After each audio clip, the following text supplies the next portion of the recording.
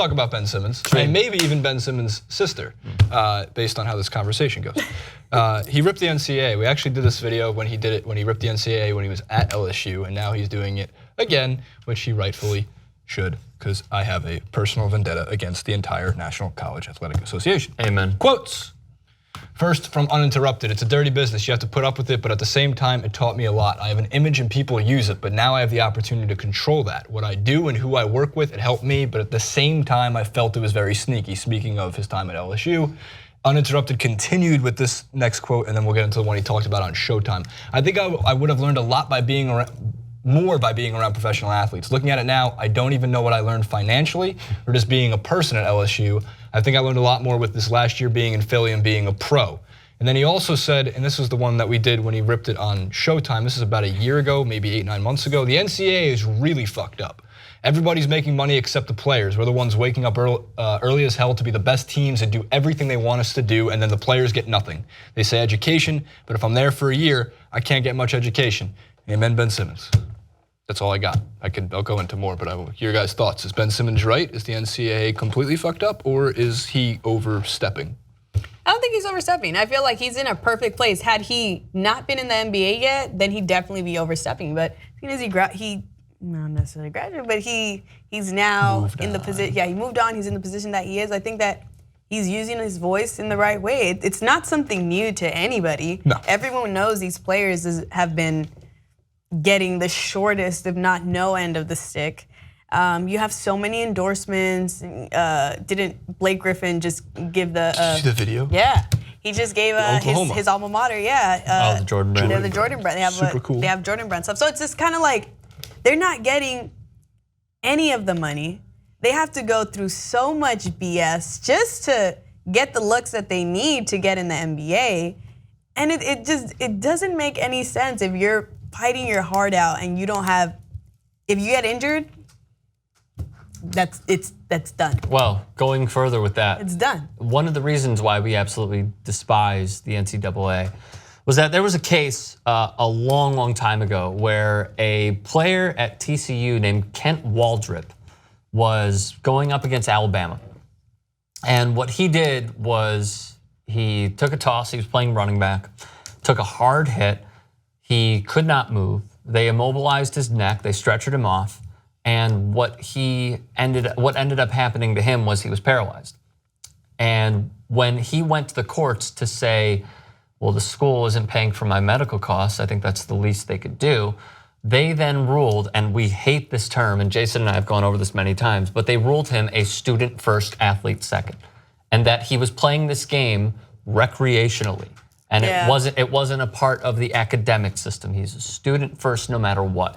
He tried suing for workers' compensation. They did not hear him out. It took a few years, but then they rejected his case. They denied him workers' comp. He had to pay out of pocket, even though he earned the school, along with the NCAA, tons and tons of dollars representing both respective brands. Yeah. So Jason and I have gone on the record. We've never had respect for the NCAA. I like what Josh Rosen is doing. I like the glitches in the matrix with Ben Simmons, Josh Rosen, and many others who are speaking up, especially when they are in that system and speaking out against the system. I'm all for that.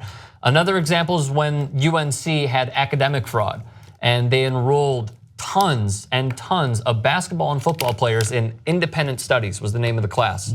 Now, all they had to do, 3 credit hours. All they had to do, it was not an attendance class. It was, again, mainly comprised of football and basketball players. All they had to do was take some bullshit test at the end, and they were given an A or a B every single time. Once an investigation was open, this is when we thought the floodgates were gonna open as well, but it didn't, unfortunately, because what happened with UNC, they put it all on one professor, they fired him, he went away from the university, and they found no wrongdoing. The NCAA has always been a crooked corporation that has thrived off of 18 to 22-year-olds, let's say, who view this as a stepping stone instead of treating them as employees, because what they are doing is employees. They are employees of the university who are dictated by their coach's schedule, the practice schedule, playing games, making the entire university money, and they don't get a dime. So every time someone speaks out, I applaud them because this is not how it should be run. This is not how amateurism should be run either. I was gonna say it's the only skill in this country that when you turn 18 you can't monetize. There's only 2 skills in the entire country that when you turn 18 you can't become rich from it, or at least get paid to do it. Is football and basketball. The only 2 skills. If you want to be, I've always used this example. You want to be a plumber. You're a prodigy. You've never fixed pipes like anybody like this in their entire life. Yeah. You turn 18, you can open up your own business. Yeah. You're legally an adult. You're legally allowed to open a business. You can't have a beer yet, but you can fix pipes and become the greatest plumber in the history of the universe and make millions and millions of dollars, possibly maybe just thousands and thousands. It's a great example, the NCAA football one. There is a slight difference though with basketball because the NCAA football has never been able to come out of high school to play professional football. With basketball, and why Simmons, just keeping it to basketball for a second, like it's even worse because one, the NCAA tournament makes more money than the college football playoff does, and by a lot, like by a pretty wide margin. It's the most money that the NCAA makes in a single month. On top of that, because there is a one and done rule in place, unless the NBA and NCAA can come to an agreement that it's the same as college football where it's at least 2 years, so technically you could try to revamp a system where you get an education for 2 years. Right now, these students are going there for actually 5 months, doing nothing but using it as a place to live and then going straight to the NBA. There is no reason if you are going to be drafted to give 2 shits about the school. Right. So they got to get rid of the one and done. I think Adam Silver is getting very close to actually opening up those floodgates because in basketball, it's a disgrace in football too, but at least there's 2 years you have to be there and a lot red shirts are there for 3. So you're actually you could try to implement some kind of academic structure there and force kids into actually caring about school, even though Josh Rosen's right, why would he care when millions are being made for the school? So like paying NCAA football players seems like the route to go, and there is no correct answer yet on how to pay college athletes. The correct answer though is there has to be something put in place. A stipend system, money in a trust when you're done with school. If you're one of these athletes who isn't good enough to be drafted and you play for 4 years and you graduate with a 2.5 or higher GPA, you get your whatever, $825,000 stipend, however it works. But there's something that could be done. For basketball, you gotta get rid of the one and done. Because Ben Simmons is look, sometimes it doesn't work out. Sebastian Telfair was not a good NBA player, but he still had a career.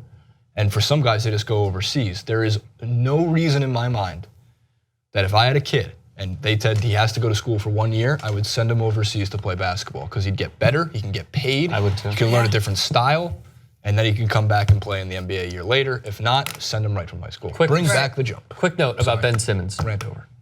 Because he passed his classes his first semester, he didn't have to do anything second semester. You didn't have to do anything first semester. Well, the thing is, he would have been exception. ineligible the second semester. He would have made an exception, and you know No. I'm telling you what he told ESPN. Right. He said, like, because I passed my first semester, I didn't give a shit about second semester. Right. I didn't go to any classes. I didn't have to go to classes. Everyone knows why I was there. I admitted it even when I was going to LSU that I'm using this as a platform and a stepping stone to get there.